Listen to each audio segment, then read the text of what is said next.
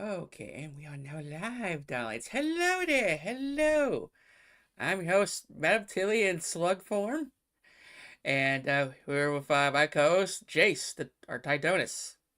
Hello, I am the here. Yee. And welcome to what? Warhammer What? Universal Theatre. Yeah. Sorry, Dalton was calling me right when we did this. I had to send him a text saying, "Hey, I'm recording with Tilly tonight, bro. You know this." Yeah. If he knows Warhammer, come on in. He knows some, and he has decided on a favorite chapter: Oh, the Black Templars. nice, nice. Let's see. But yeah, if anyone who has like a Warhammer interest is free to join and hang out. But like, as far as I'm concerned, mhm. Yeah, he's doing a streaming Total War 3 with our buddy Taz, and he's like, "Hey, we're doing Warhammer." I was like, "Bro, I told you I can't stream tonight. I'm doing recording." This is I told him, it's like, if we get done in a reasonable time, I'll probably join up. But I told nice. him, don't get your hopes up. Oh, I was asking like, hey, what are you doing after the podcast? Because after this stream, I'm be playing some Diablo. Yeah. Which one? I can do 2 or 4. I don't have any of them installed, but I can be in the chat and support you. Okay. Or if you want to stream it on Discord, so there's no lag, I can. I'd say you could probably install one while we're chatting, but yeah, if there's lag, I guess. That's just don't worry about it. So yeah, folks. Yeah. And also, by the way, with the podcast going, like, probably go back and forth for doing like podcasting and reacting. Got a nice little pattern going. But when it comes to the Warhammer stuff, it'd be at the frequency of when I get 2 books read. Yep. Okay, so yeah, that's few episodes are already, I guess, preordained. So I read up to at least the first 5 in the Horus Heresy series. And after that, then there might be a slight pause. Could be a week, could be a month between episodes, folks. Which the first episode did get some pretty decent numbers, especially the Angron half. Um, let's see here. But also I'm trying to do like a deep dive on Diablo lore, so um And that's where she needs me as well, because I grew up playing Diablo. Yee. So I'm going to be lending my expertise with her, or to her, rather. So what's the deal with the cow level? That's a whole kettle of fish. Do you really want to get into that? There's fish in the cows. Okay, is it in 3, 4? Is it in all the games? Yeah. There are references in the games, but Okay. the only cow levels are in 2 and 3. Let's see. I imagine there's probably like a paid one in Immortal. Oh boy. And so, but yeah, so that's gonna be a fun little journey. Glad I'm healing up. Okay, I get to see the doctor tomorrow, so I can find out what I'm dying from now. Oh boy. Yeah. Yeah, 'cause I think I got a glimpse of my blood test results, and like one thing is high among all the other things. So hopefully it's nothing too bad. Speaking of blood testing, they they put me on blood pressure pills last year. I believe you know this. But they also, or the other day, I was a little nervous because they hadn't updated my current medication, because my insurance, they have to give me, or they make it where I have a 90-day supply at any given time. Mm-hmm. And they kept me on the main one, and they lowered it down from 4 pills down to 2 because they said my potassium was low, so I had to take potassium supplements. And I realized one of the blood pressure meds was leaching my potassium, so they put me on this other one. And they almost didn't get me my new shipment of my new pills. So now I'm down to 2 pills, and I'm glad I got my new shipment, because I'm leaving tomorrow for a convention down by Austin, Texas. Are you working a die or something? Like, No, it's just I'd be going without half my blood pressure meds.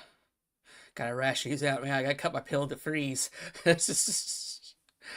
Oh man, it's also it's weird for me being on medication. I just always been weary about taking too much or like aspirin throughout my life, let alone being on meds. Yeah, now that you're on medication, it's just like, is this what pain feels like? This is weird. That's just, I don't know, being pain free feels like, sort of. But I just never really liked, because I grew up around so many pill poppers. Yeah. So yeah, it's No, it's like, I understand the leery, yeah. how, being leery is about it. Yeah, I get, I loved him. I'm definitely not in for his children material. I And speak of mean, blood, you're all for sex and rock and roll, but not drugs. right? It's Drugs just, are bad, okay? yeah. I'll just double down to sex and the rock and roll, okay, or especially this rat sex part. It's just, oh man. And but yeah, speaking of blood, we talk about the Blood Angels tonight. Yeah. Yep. Today's episode, I call a False Gods of Devastation, where we'll be talking about the Devastation of All, the second book of the Warhammer Conquest of Space Marines series, which is one of the more popular books out there. And but first, we'll be covering the second Horus Heresy book, False Gods. Well, let's talk about false gods. Mm-hmm. Those gods to be falsy and sussy. Mm-hmm. Okay, so Especially Slanesh. oh yeah, let's see. That's right. Is she around at this time, at point Horus Heresy? Yeah. Okay. Yeah. Yeah. Okay. Yeah, Slanesh Yeah. was brought about Yeah, she before kind of kicked off the Emperor's journey. Yeah. Yeah, she was around before humanity took to the stars. I was thinking like, okay, so Horus Heresy, there's like no Tyranids by this point, no Tau. Let's see here. No Sisters of Battle. I'm not sure if Necrons were even around at this point. I don't think the Necrons were awakened yet. If they were, they would have been, right at the get-go. And so, like, how did we drag this out 70 books? Like, we're gonna get sick of chaos and orcs or something. Oh yeah. Oh man. Oh, speaking of orcs, I've been like hearing the summaries on the Beast series, Beast Rises. Oh yeah. It is some of the worst shit I ever heard. Like, I'm gonna actively avoid that series now. I mean, oh balls! What was the book I listened when I was driving to go see my family? Give me a second. Oh, okay. Because I was listening to it a little bit. Brutal Cunning.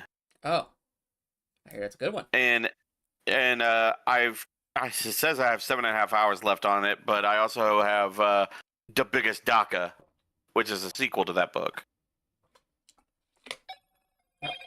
Not now, spam. I like the first one because it. Just a brief tangent on Brutal Cunning. I liked it. It was interesting to see a position of a knob. Yeah. Who's wanting to become a war boss, but his big boss is a mech, which is weird. But they are trying to take over a Mechanicus planet, and what he does is he finds a shock jump dragsta, rips the gun off of it, and keeps it for himself as his pistol. He has a hammer called the Snaz Hammer. And he finds a squig that he really likes.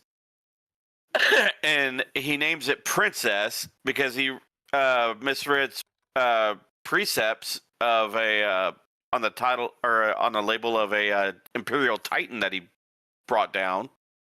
Yep, I'm familiar. So he with has this a tale. pet squig. This is, Huh? I'm familiar with this tale.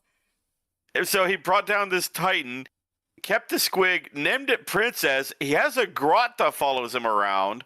And he has basically another boy that is, his go-to yes man. That basically he's really the only one he trusts, even though he's kind of he acts like he's missing half his brain, basically. This definitely sounds like some kind of like Disney adventure movie, sort of thing. It really does. It is fucking wacky, dude. It's a wild ride, but it's a fun one. That, and it has one of my favorite characters for the orcs. It has fucking Captain Bloodflag in it. Nice. Or not Bloodflag, Captain Badrock. Yeah. I mean, maybe you could review the trilogy or something when because I haven't started. Cause I with Brutal Cunning, I was like, okay, the book's kind of like You know what I mean? On those things, it's like, if it's overrated, then I won't get around to it. But if Yeah. like everyone tells me I'm supposed to hate this thing, then I'm gonna get into it. I'm very opposite without even and I'm not even doing it on purpose. No, I guess I'm very anti-mainstream. I mean, nothing wrong with that. Yeah, There's times when I go against the mainstream as well. yeah. Kind of like the Infinite and Divine. Like I'm kind of just like I can easily just put that one to the side because apparently it is a good book. So I It's just a very good book. yeah. So I don't need to know or dive into it right now.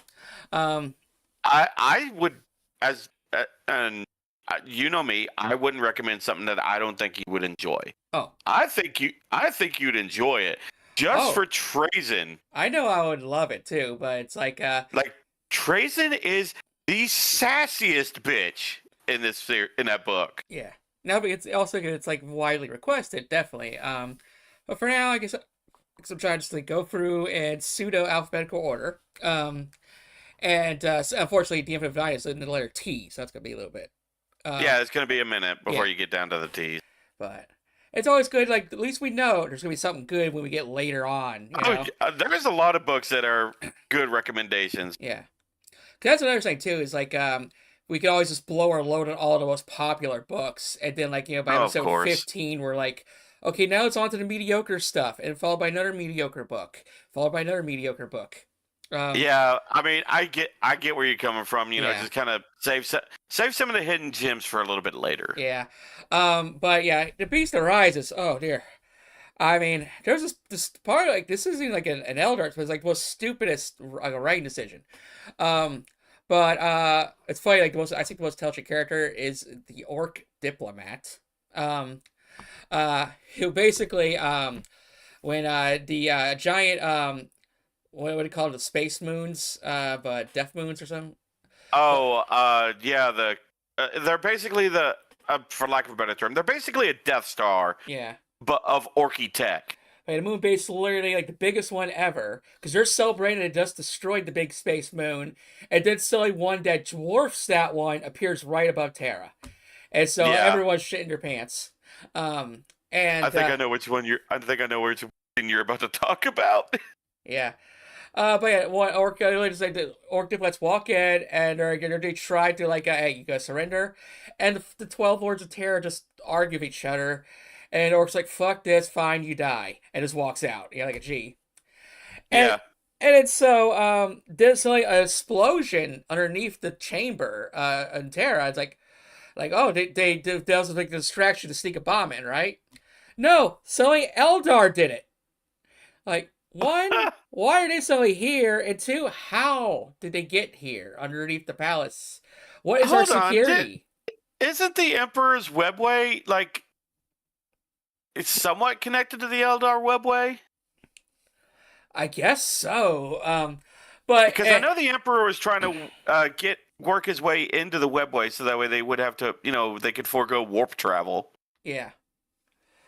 But should have left those notes for Horace. As we talked about in our last episode. But yeah, I did this Eldar, which I think they might have been a Harlequins. Oh. So, but yeah, they start and they kill basically everyone in their path on their way to like the High Lords or whatever, including several custodies. So Yeah, people are gonna be arguing power levels now.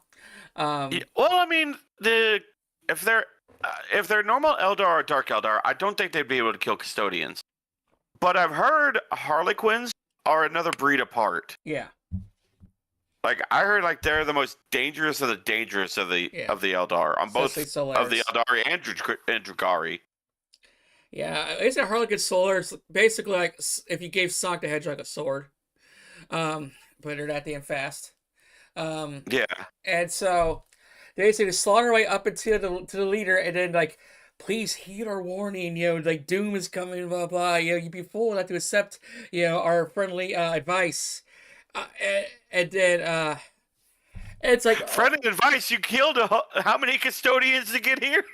Like Jace, what would be your reaction if, like, say you open the door for the UPS man, and he punches you in the face, and then shoots your dad, and then hands you a package and says, "Hey, be careful! Here's a crazy guy in the neighborhood." I'd kill him. Yeah, it's like, you know what, I get, even the regular craft Eldar can be a little uh trickstery and ass backwards, but this isn't even like a bad Eldar writing or Warhammer writing. This is the bad writing in general. Like, Oh God! So yeah. this is canon too, isn't it? Yeah. Fuck! Because I think at the end is Vulcan's last ride. Oh Oh, God damn it! That's right. yeah. This is the Beast book. Yeah, Which, as far as the recap goes, yeah. I'm only on book 7, and Vulcan's not even showed up yet. Yeah. Hold on. How many books are there for the War of the Beast? 12. Also, Fuck. bear in mind, this is like the Horus Heresy that stretched out, for our whole childhood. They 12 books in a 2-year span. So, yeah. Fucking how? Yeah, it's like the Cyberpunk 2077 of books, it's Did they just give him a? Did they just say make this or drag this out as long as possible? Not to mention, they use Sith's offers. So, Oh God, the continuity is gonna be fucked. hey kids, the word of the day is clusterfuck. How bad is the continuity from one book to the next? Oh man, Is it bad? I would say so. Yeah. It's like, like I said, I'm just listening to like the Cliff Notes summarizations. I haven't even like dove into them, like the full books. Yeah, the whole. Okay, because the way you were talking, you read. I thought you said you read 7 out of 12. This is the summarizations. It's Oh, yeah. fuck. So This is the notable moments. It's okay. So this is Cliff Notes. Oh fuck me. yeah. And it's basically yeah, like reading, yeah like reading individual stories in and of themselves, aren't they? yeah. This is the abridged version of 6-hour books. Oh fuck me. Yeah, We're in for. Oh yeah. God. Thank the gods I have mead. I cannot handle this shit sober. Yeah. So maybe next year for October we'll cover them. You can see why I'm waiting for I waste valuable Audible credits on them. Oh, So I am yeah, so sorry. yeah. But anyways, on to some good books. Okay. We tend to do a good 15 minutes of beating around the bush. Hello, I'm Tilly. This is Jason. Have you met us? Oh, This is what happens when you give people with ADHD a fucking podcast. I've said this yes. numerous times with the morons. It's like anytime we start going off the rails and I look at the other morons, like, this is what happens when you give 5 morons a fucking podcast. Fucking the tism goes wild. Yeah. Like when I was saying, I split the episode into 2 parts last time for each book to make it a little more digestible. Yeah. And I'm like I said, happy. I think the views did well for my videos. And the reactions are doing fairly well too, especially the death battles. But like Hell yeah. the regular podcast, nobody seems to care about, but I still love it. So yeah. Well, I mean, it is a love, or it is a craft of love, Yeah. or labor of love. That's the terminology I'm Yeah. thinking of. Grandpa's still playing his Brazilian console that runs on cell phone technology. I love Grandpa Slug. Yeah. Okay. Speaking of cell phone technology, False Gods, the second novel in the Warhammer 40k Horus Heresy series by Graham McNeil. Let's go. Detailing the pivotal events of War Master Horus's fall to chaos and subsequent betrayal of the Emperor. Dun dun dun. Oh man, so yeah, this novel picks up shortly after the events of Horus Rising, where like the last words where he was in the last one he's like, not like this, where negotiations really broke down the Interrex. And we didn't get no drawn out war. No, the Interrex are basically wiped out in between books. So this is kind of like after that. So Horus is kind of like, I guess, a little depresso espresso. Hold on, they fast forward that? Yeah. So, oh, fuck, I hate that shit. Right? Yeah. It's like, this is prime lore, prime time for great lore to be built up, and nope, fast forward. Yeah, that could have been a full book. It'd fall of the Interrex or something, And it could have been a great book, too, I imagine.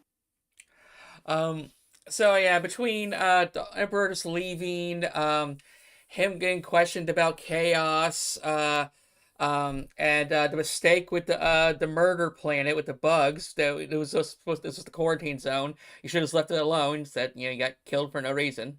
You know, Yeah. it's kind of like when someone says, you know what, I'm going to choose the hard difficulty. You know, uh, I've but never played this game before. Let's go on a brutal difficulty. yeah, yeah, yeah. Sometimes that can ruin a playthrough for some people. You know, just saying, like I mean, some people could do it. yeah. I'm not one of them people. Yeah, it's like I knew a guy who's like, okay, I'm just gonna do like a plastic cutter only run on Dead Space, and then you end up getting bored. Like, well, you should have eliminated your fucking inventory on your first playthrough. But Yeah. yeah, that's for second and on. Anyways, it's between that and then also you know, just he just basically not have a squeaky clean record with diplomacy. You know, so yeah, Boris is just kind of like just kind of feeling it right now. You know, yeah, Yeah. get this man a Pepsi. As and doing a Great Crusade, and so, anyways, and he's talking back and forth with like other chapters and stuff because him being the War Master, everyone has to report to him. He's management, Yep. and so he's just talking to this really great guy. Yeah, actually, oh, wait, I forgot I'm supposed to put up pictures. Yeah, I was about to say I'm waiting for these pictures of or Erebus to fuck off. Yeah, Especially that last one. God, I want to punch him in his fucking smug face. yeah. Okay, okay. So, also I At gotta least I use think that last one's Erebus, or is that? that is Uber Everest. Yeah. I also gotta get used to Yeah. the 2 monitor setup again because I had a third monitor to my right, but it's just far enough away to where I can't really read anything off of it. So it's like, what's the point? I'm gonna stick there with another computer. Fair enough. Yeah, because I'll try to see if like Call of Duty can run on my other computer. Cause fucking Blizzard with this anti-cheat bullshit. Like you need to go fuck with your BIOS so you get this game to run. I'm like, no. It's just yeah. Okay. But I mean, at least it's not as bad as Battlefield, where the anti-cheat was literally telling people to uninstall Valorant. Yeah, that was we a reported. thing. Yeah, we reported on that. But there's the cover of there's all the Luna Wolves kicking some Yeah, I was about to say ass. these are Luna Wolves. Yep. This is the cover of the book, by the way, folks. What is this? Mark IV armor? Yeah, it's like I haven't really learned how to identify the armors. Like, I'm not exactly sure which marks are which, yeah. personally. But I know like the Horus Heresy one's kind of got like a grill, like shoulder bubbles, and you know, kind of like very like Centurion type of like vibe to them. You know? Yeah, the molecular bonding studs and whatnot. Yeah, I kind of do prefer the 40K models because it does feel more Gundam-ish. You know. Yeah. But so yeah, and so yeah, he basically gets he starts getting advice from his one of his new head counselors, him going by the name Erebus. Yeah, and basically, yeah, I think he was at a banquet too, so he's kind of like, you know, like the cozy, like, you know, he takes the chair next to him, like, hey, how's it going at the banquet, you know, those scenes. Yeah. And he starts reporting about about a campaign on the move. I think it was called Davin. Yeah, on the. Let's see here. He starts talking to Horus about this rebellion going on a previously compliant planet called Davin.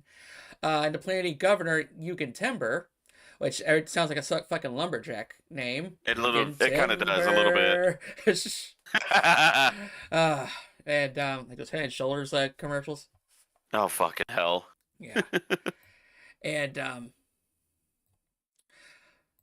so like he's like, well, there was rebellion, and he basically starts manipulating Horus, like, you know, you're the War Master. That can't be. That slight cannot be, you know, like just you know, waved off. You know, people are gonna like, you know, start questioning your freaking leadership abilities and stuff like that. You know, and he's just start really pushing Horus's buttons.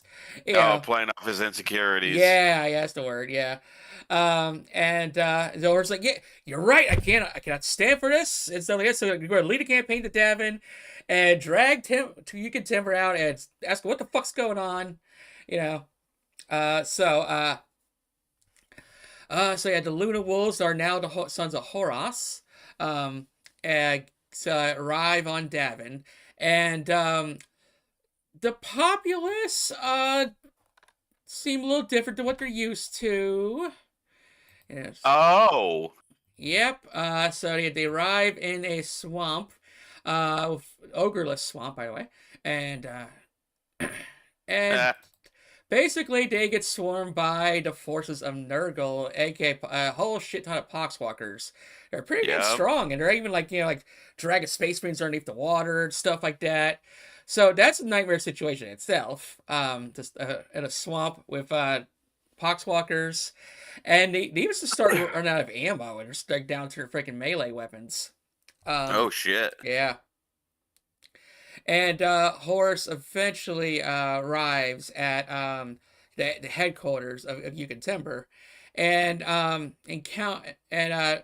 essentially he seems a little corrupted and not really talking making much sense, not agreeing, not very agreeable, Yeah. um, and also, yeah, like I said, this is the very first appearance for the first counter of like Nurgle ever. So they're like, "What the fuck? What's going on?" So they have no idea what's going on. Yeah, they have no context. So I always find it fascinating too when you need to get like no context for the of chaos. Yeah. So And it's amazing that it spread so. I mean, it was probably Nurgle's rot. So, and that's a very virulent and highly infectious disease. yeah, But still, the fact that it basically took over an entire planet but they also say they don't really know how long it took as well. So this could have been months or weeks or even months long of infection. yeah, because remember, like this Erebus is a whole master scheme, so he could have cooked Yeah, this up for a little bit, for all we know. yeah. And Nurgle, he's all about stagnation and stuff. It's like, let the swamp boil over for a while. Someone take a dump in it. But yeah, so Nurgle, Quick, someone piss in that corner. yeah, yeah. For those who don't know, Nurgle is the god of rot. Decay, death, mutation, stagnation. And remember, Papa Nurgle loves you. Yeah. So yeah, he's the plague and disease forces. So if it's a And his zombie, boys, yeah, his forces are dead hard. yeah, Like they literally. feel no pain. They are just more than happy to gift you with Papa Nurgle's blessings, which are actually just very violent and very infectious diseases, plagues, and everything. Yeah. Like But he looks at everybody who's infected. He looks at them all like they're his children, and even the demons of Nurgle look at the infected with love and joy. So, like I've seen, and Tilly knows I've been doing a lot of Warhammer, Total War Warhammer 3, oh yeah. and I've played a couple times as Kugoth and everything, and just hearing Kugoth talk, you could hear the love in his voice, but there are times when Papa Nurgle will, a great unclean one will take off the gloves and throw down. Yeah. And but it's great because like Nurgle literally is like a two sides of a coin. He can be fucking hilarious or scary. As, yeah, I say he's probably one of the most dangerous chaos gods out of the four. yeah. Cause you got essentially like he opens up so much silly shit. Cause like when a Grand Keelan one showed up on let's see, Vrax, and he just Yep. basically just picked a random pothole that from an explosion and just barfed into it, and all the Nurglings were like, "Yay, hot tub!" and they all jumped in. Um, and Was but that that wasn't Scabathrax that threw up in that puddle, was it? it could have been. I don't I mean, because remember the Scabathrax is the names. big, great unclean one that almost Yeah. took Vrax. Yeah, because I talked about this in one of our pilot episodes, and well, problem with the pilot really didn't work out. So I didn't really write two good notes, so I didn't write down anyone's names. So Yeah. yeah, but we'll get back around to Brax at some points. I do have a few We're books. still hammering out details on the Yeah, for the show, folks. So yeah, this is not a final product. yeah. Oh yeah, because we went from random shit to just opinions on shit to now we're we're doing the midst of the shit. Yeah, Just like Nurgle. I'm very opinionated until he knows this. Yes, and I often find Nurgle just fucking scary. But also I had zombie phobia for many years as well. This Um, is true. like one of the scarier stories was like guy was when he was like when that one guard was on trial because they called it for quote abandoning his guard troop. He's like, look, when all the people when you suddenly like you wake up one morning, look at the window and see everyone from the last battle standing there with creepy fucking Joker smiles, just staring at the base. I'd run. You should run too. Yeah, just saying. Yeah, Yeah. yeah. That is the sign of chaos. Yep. But so yeah, well, this our Emperor Space Marines have no idea what the fuck's going on, and they're down to just they're fighting Murky Swamp over melee, and but yeah, and so then Horus has a 1v1 with Yugen Timber, which there's like barely any pictures of him, but yeah, tell the guy, I'm gonna say, is this him? yeah, looks like he's had better That's days. him? Yeah, after being corrupted. Oh fuck! And that there, I believe he's holding is the Amaphane blade, which is the sword that Erebus stole from the Interrex, which is a Chaos cursed blade. And I'm about to say that's not Epidemius' sword. I know that much. and so, and honestly, Horus, he gets wounded in this battle. Because I honestly think it's Horus. He could have just fucking mulched this guy if he wanted to, but this guy was a friend, and also he's never had context for what chaos corruption is. So Horus is clearly holding back, and yeah, he ends up getting stabbed by this very corrupted, very poisoned blade. After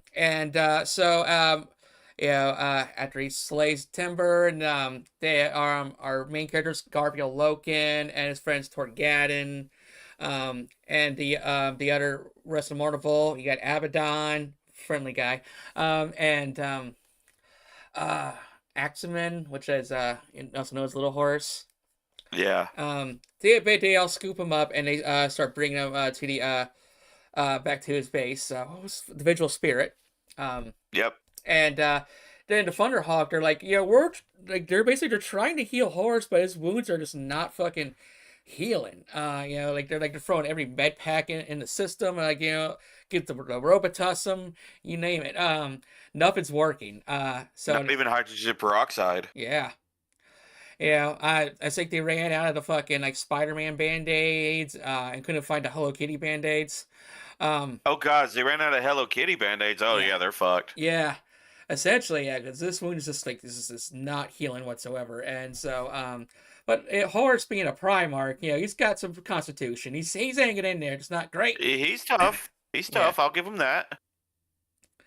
And so there's a scene where as soon as they arrive onto the Vigil Spirit, because those ships in Warhammer, they're basically like countries. Unless some of these videos are really exaggerated. Some of the videos don't play off how big some of these ships can actually be. Yeah, because even in some of the video games, they don't really give you a grand scale, a scale of how big some of these ships could be. Oh, okay, I lost this picture, but yeah, here's a picture of the Sons of Horus and the fighting the Poxwalkers. In proper colors. Now they're in the dark green. Let's see, but yeah, that's terrifying. Yeah.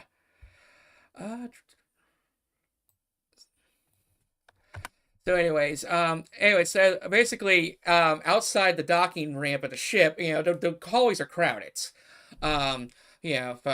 Whether it be Imperial folks, from member servants, you name it, they're crowded. And the Mournival, especially Abaddon, is does not giving a fuck about patience right now. Abaddon not being patient? Say it ain't so. Yeah. So they're like, fuck it, we're gonna move through you, and they literally start bulldozing through the crowd, just stepping and stomping people to death, like those reckless abandon. Like look, the War Master's dying. Move the fuck out of the way. It's like playing Space Marine 2 and running through the cultists. Yeah, basically, yeah. Move, bitch, get out of the way. Please get out of the fucking way. If you want to keep all your limbs and stay alive, get the fuck out of my way. Yeah, so because cause they're trying to get to the apothecaries, and so they can try to look at which. Funny enough, today's G Fuel flavor is called Stab Stimulant. Uh, like, which is I swear, what's that? you do this shit unintentionally, but it works out fucking miraculously in your case. Stab Stimulant based off Ghostface from the Scream franchise, which I have not seen any of those movies. Scream is kind of a parody of the 80s and 90s slashers. Mm. But it does such a job that it's actually kind of scary. But Sally is one of my least favorite flavors. It's a cherry green apple, which I love both those things, but they don't go well together apparently. I imagine not, but I'm not the biggest fan of cherry. I love cherry. I'm actually one of the rare people that like green cherries. I've never even heard of green cherries. Maybe it's Florida thing, but I like to run Final Fantasy. But I guess it's a Sonic version of cherry. Okay. Okay. That's why I got my white cherry water here. So anyway, so they're trying their best, and the apothecaries they just can't seem to cure it. Like they're slowing like this infection down, but he's just not fucking like getting better, you know. Yeah. And Loken and Abaddon are keep coming back and pestering the apothecaries, like what the fuck? What can we do? You know, it's like why ain't you fixing them? You know. Yeah. Because this is unheard of, you know. No, like I mean, to be fair, for their case, understandable. Yeah, because these boys are, you know, they're rage and prideful, and this is their dad, you know, and it's also the leader of the dads, you know. Yeah. Yeah, they expect the horse to doesn't sit up like the Undertaker by now. Oh God, yeah. But okay, but luckily there's some guy that comes up with a plan. His name's Erebus, by the way. Oh, really? Yeah, he's like, there's this I'm not sure if it was Davin, but like, but there's a temple, a temple that can like heal him, you know, and it's like the only idea I can think of right now, you know, and you know, I should have actually brought this up the last time, but there, along with the Mortal, there was also the Warrior Lodges. So basically like kind of like a like Marines would sneak off to basically have their own little clubs and stuff, and Yeah. and at there they do be buddy guy talk, locker room talk. Rank would be supposedly dismissed, so you know you could talk shit to your crew captain if you wanted to, you know, like a kind of basically kind of like a fraternity. Yeah, I was just about to say it's like a fraternity. Yeah. The rules of command are kind of waived a little bit. Yeah, and I guess it's somewhat looked like frowned upon by like the rest of the Imperium, which it's kind of weird. Like, why don't just hang out with the troops? I guess it's everyone's watching or something, because they do these kind of like hidden dock bays or something, you know. So they have to keep up. They have to keep up appearances. Yeah.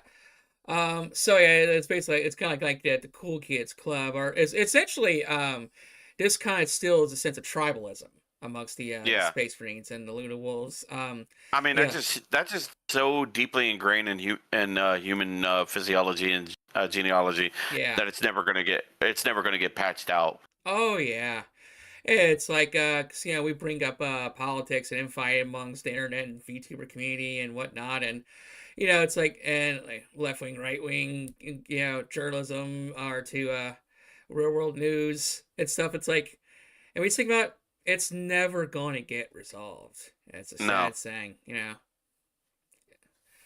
Oh man, it's like, it's like we finally get changes in representation, and then people bitch about that.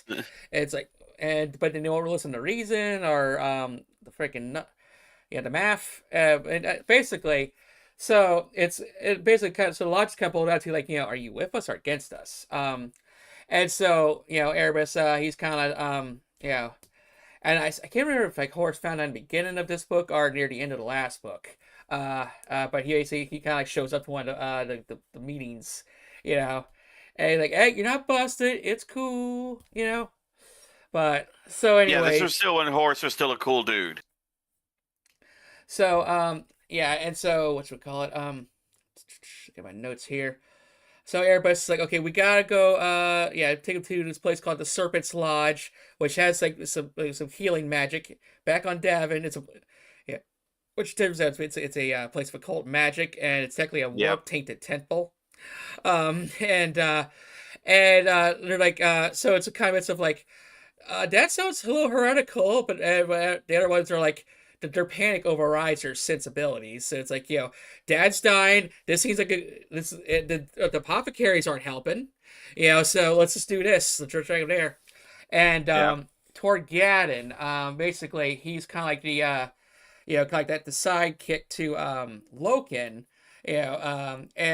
He's like a very he's the jokester type character, the charismatic friend. Yeah.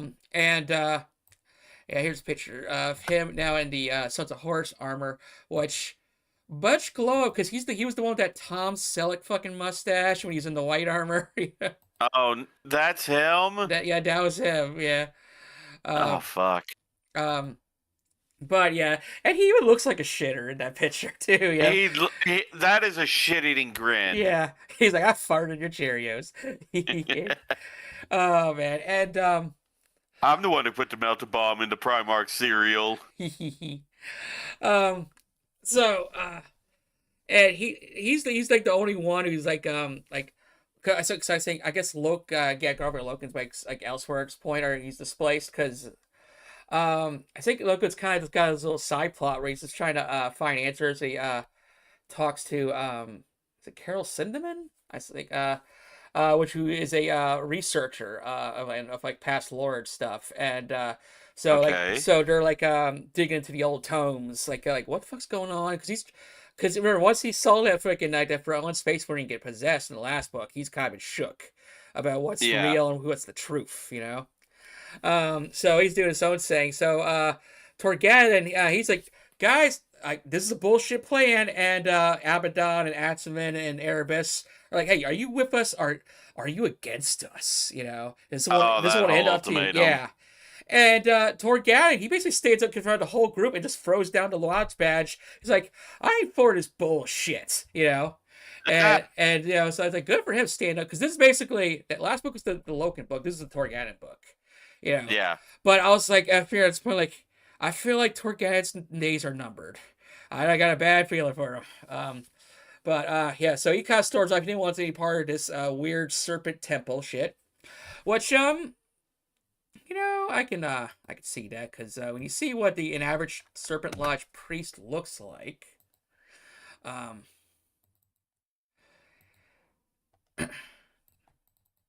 Oh. Oh no. Yeah. yeah, it's like kind of, Yeah. yeah. So might be a bit of a chaos cultist vibe, if you ask me. That's it. And so but yeah, to get there and start doing the voodoo, they lock Horace up in the chamber, and everybody's like, okay, we just gotta wait, just wait this out.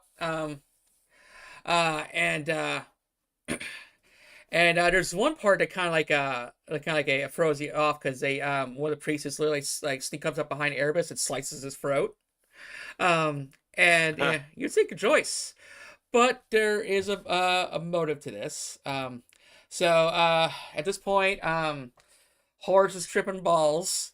Oh, that's right too, because I remember he's like when he's approaching Horace about the idea, because at this point like Horace is very audible or like coherent at this point. He's like, yeah, I got this idea, I could heal you. It's a little out there though. And at the point Horace is like, my insides, yeah, whatever, let's just do it. But now he's in the temple tripping balls, and he's basically having powerful visions.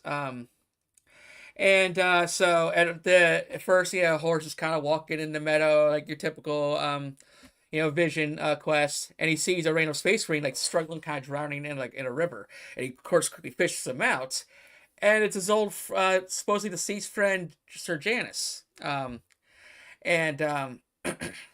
Horse also noticed like there was like some like random wolf that's been kind of like following him in these visions, like this big ass Like, wolf, but it's keeping his distance.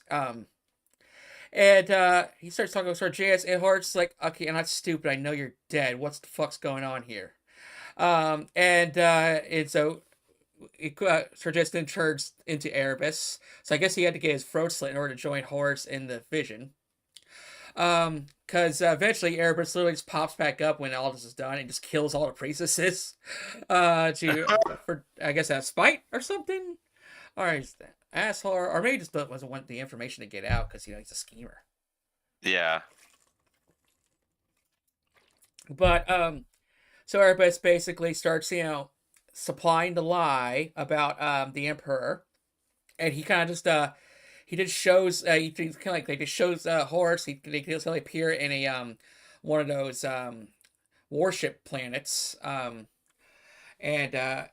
what are they called, temple planets or something,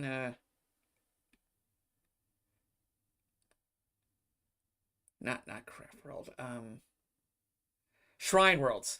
Yeah. So yeah, and like tons of people making a pilgrimage. Basically, kind of teleports them to 40K. And like this, everybody like gathered this town square of like these 9 giant statues. He's like, okay, there's Verbute, there's like Manus, and let's see, there's Lehman Ross. Okay, Vulcan. He's like, wait a second, where's Perturabo? Where's me? Where's Lorgar? Yeah. Like, how come some certain what do you mean? There's 9 Primarchs. Like, where's my brothers? Like, why are we not being mentioned? You know, Uh-huh. like so he's like Sue, the Emperor, basically arises to godhood. That's his big plan. That's why he left. He's now pursuing godhood, and he's cast you out, and you and 8 of your other brothers.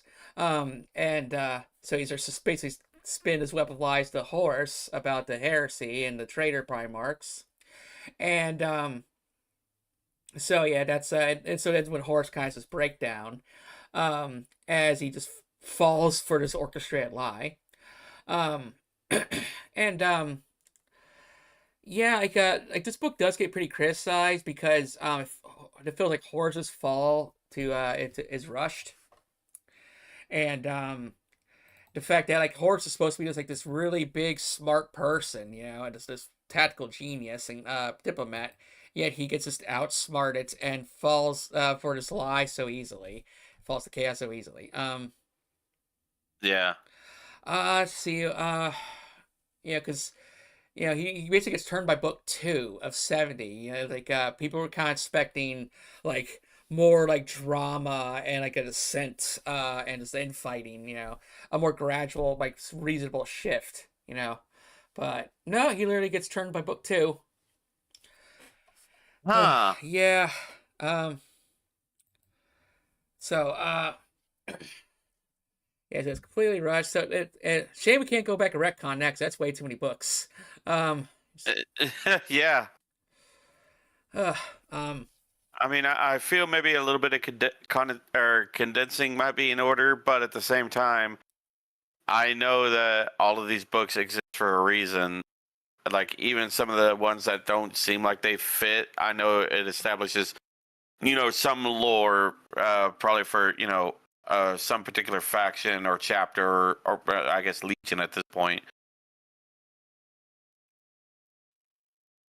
Oh yeah, and so But I forgot to get a picture of our good old red friend.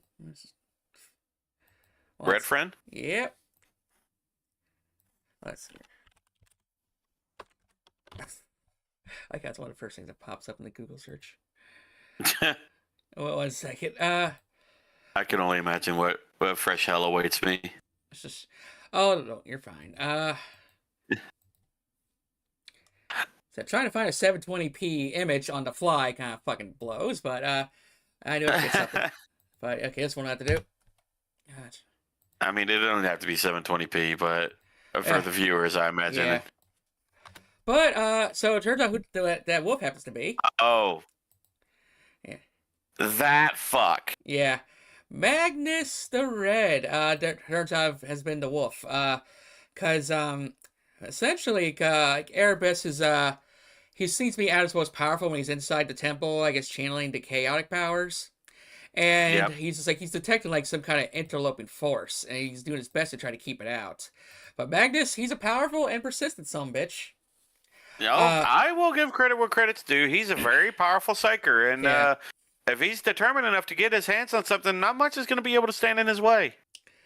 Yeah, although he doesn't. He for another one being a very intelligent, that's a very low wisdom stat. So he appears, and now he's just like, bro, you can't listen to this fucker. Point at Erebus, you know, he's feeding you lies and stuff, and so at this point, like Horus is like, you know, like what the fuck's going? He's just trying to find out what the fuck's going on. What are you doing here, Magnus? And then, meanwhile, so Erebus, the button pusher, you know, he's just he's talking he's right shit to just manipulate Magnus and basically set him off.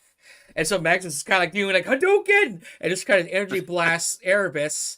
But you know, he's like, I'm just a fucking image. You know, we're all a fucking vision, idiots.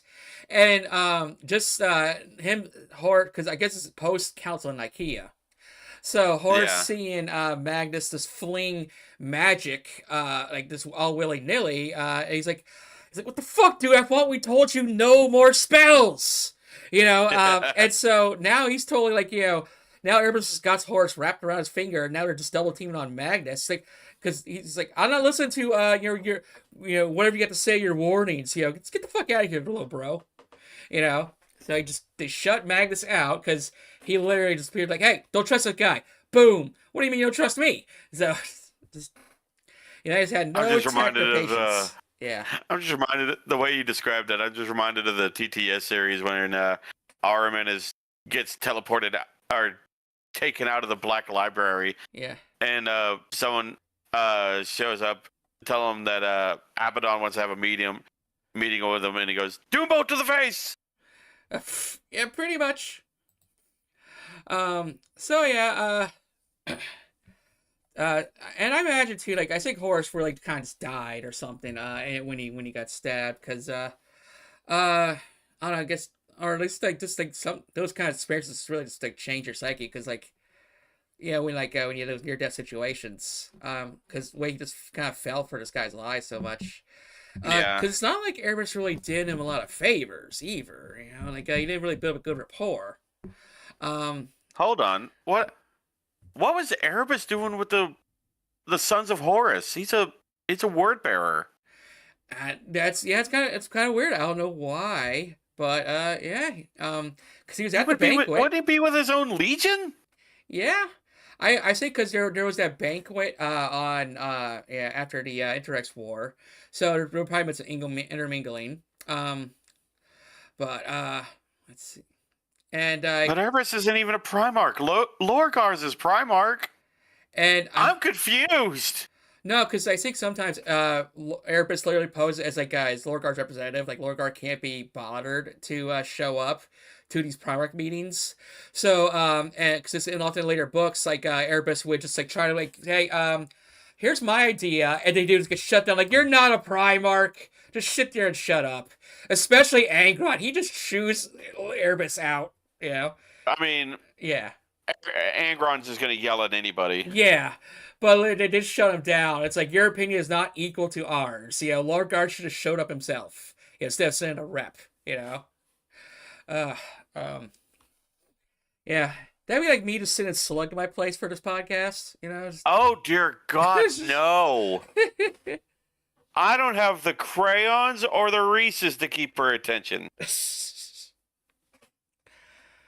Oh, man. I feel like I'd have to have, it's like, you know, me and Slug would be talking, and all of a sudden she starts looking away. It's like, keys. Yeah. Man. But yeah, it's like, and it's funny too, because like I get because like I guess Erebus is good at playing insecurity. Because you think you'd be able to easily manipulate fucking Angron of all people. Like, hey, that guy over there called you a pussy. Yeah, I mean, it doesn't take much to set off Angron. yeah. But I guess Angron is not a dum dum. But yeah, because like I say, he gets shut down by Angron, but he's able to manipulate Magnus and fucking Horus, two of the more Sparta bros, easily. What's the hell? Yeah. Um, but you know, for a second, I would love to see an interaction between Erebus and Sanguinius. Yeah, but Oh no. yeah. Um, but and okay, this is kind of jumping ahead too, but because like Sanguinius is technically the first one to find out what the forces of Khorne are. You know, that was an interesting out of context experience. Yeah, because I know that Sanguinius is the one that the Chaos Gods wanted first. Interesting. I'm not sure. Yeah, I wonder if Horus will learn this information. Um, my ex told me that Sanguinius was the one that the Chaos Gods really wanted, but they couldn't corrupt him, so they settled with Horus. ah, oh boy. But my ex was a big Blood Angels fan, so I'm not sure how much of that was biased. You know? Right. We'll see. But like, so anyways, things break down, between, and, he gets shut down, and so Horus is like, he's fully on board with Erebus' plan. He's like, you're right, the Emperor is up to no good, trying to become a god, and, he's just trying to, like, get me and my other 8 brothers out, because it's all a big part of conspiracy. I gotta rally my brothers, and we gotta take out Vader, and shit like that, and, so while Torgan's out here arguing with Abaddon outside the temple, suddenly the doors open and Horus is back. He's all healed, baby, and he's ready for war. See, and let's see here. No.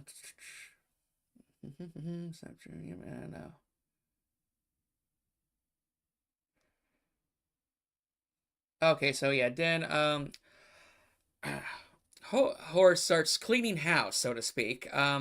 Because like with the last book, we would have like side plots with the Remembrancers, Yep. and so Horus basically, he's trying to arrange a heresy or no, a campaign to pretty much take the Emperor by surprise.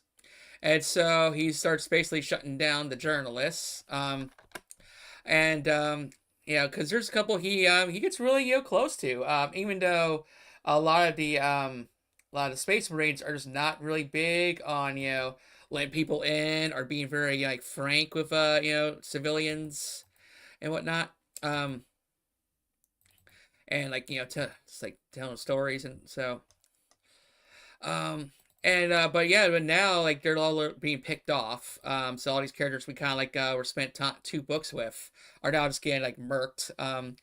And there's also this like interesting side character. His guy who he wasn't able to speak because I think he had his tongue cut out by his mistress slash wife, because he's the concubine of this one rich noblewoman who Yeah. I think she was remembered, sir, and a noblewoman, and she had this guy. So she has this concubine, sex slave slash bodyguard, and but then they had crashed down on the Davin plant during the Nurgle fight, and so like the Poxwalkers are coming in, and this guy was just like dueling swords, just like took them all out, and that's when Horse shows up, and he's like impressed. You see a civilian like with that kind of sword work, and stuff like that, and yeah, it's he kind of like he Horse buddies up with him, and so this guy's got a little bit of hero worship going, as well as like finally just a friend, because I had to deal with her all day. So when Horse is like, hey, let's kill your wife. He just can't wait to do it. So he kills that the bitch wife of his. He kills some other guys we know, and including Horse has that moment where like it's like what's gonna happen. Those uncomfortable murder moments, where because actually I got the names written, but like yeah, like Petronella Vivivar, I think it was, and she was Horace's kind of like new best friend, like like because he would just he would talk to her and give her the inside scoop and stuff. And when Horace thought he was dying, and in the apothecary's lounge, he was just kind of like telling his deepest secrets, last like deathbed confession basically. Um, and he's like, now that I'm back, and now that I don't want shit getting out, time to kill her. And so he kind of approached her in the dark of night. He's like, Abaddon, watch the door, and he just he kind of reads it. He's kind of like he's in his diplomat gentleman type mode. He's like, this is very good. He just puts the paper down. Shame it's never going to get out. And like what? And then he just he starts approaching her. She tries to get away, but eventually he snaps her neck. Um, and and so the book then just kind of ends on Horse like, we now approach the Isfon system. Dun, dun, dun, dun. Okay, but yeah, like what'd you think of book 2, False Gods? There's a lot of chaos. Yeah. Definitely like there's definitely like the build up book for sure. Because I said we would rather have had Horse, not get so rushed, but it's fall into chaos. But the way to do about it in the end, fighting and stuff, and yeah, like the doom and gloom feeling. Yeah, that's and also the intro to Nurgle. Because at first it was just random demons, now it's Nurgle. And then everybody's be scheming, and at this point, because I think especially by book 3, like Torgadon and like Loken are basically on the outs. Like they don't even show up to like the fucking lodge meetings anymore. And now that Horus has gone evil, he's just like yeah, yes, so much spoiler for book 3, but yeah, he's kind of like he doesn't even invite Loken to the fucking meetings anymore. He's just like talking with Abaddon and Ataman. Yeah. Yeah, uh, and there was this one part which I can't remember if this was in this book or it happens in the third book. But at Cinnamon, as he's kind of like pulling out these old ancient books that might have some kind of idea what the fuck's going on, because the warp shenanigans that Loken would look into, and him and like some of the remembrance here they're researching in the library, and Cinnamon finds his text and he starts reading, and it's kind of like have you seen the latest Evil Dead movie or almost any Evil Dead movies where like you read the fuck couple lines, your first lines, but then it starts like reading itself. Like Cinnamon like just can't look away from the page. He's reading, and just staring at this text like and without even knowing, like a fucking portal is opening up above his head inside the library. And that's when like a demon starts coming out. And one of the yeah, I think it is Euphrates Keela. So which and one of his remembrancers eventually just like somehow instinctively like banishes him like one of the emperor's like symbols kind of like brands into her hand. And so like her body gets possessed on its own, just like by instinct she banishes him like a priest. And for falling down. So it's like technically she's kind of one of the first holy women of the of the Imperium. But at the time they're like psyker, like heresy and stuff. So but yeah, so that gets interesting. And yeah, so there's a lot of yeah, a lot of parts be moving now. Oh yeah. So yeah, we'll be yeah, so shit's gonna go really down. Especially once we get to the Isfon system. And book 3, which is called Galaxy in Flames. Oh boy. Okay. And see y'all at part 2 as I take a quick break. E.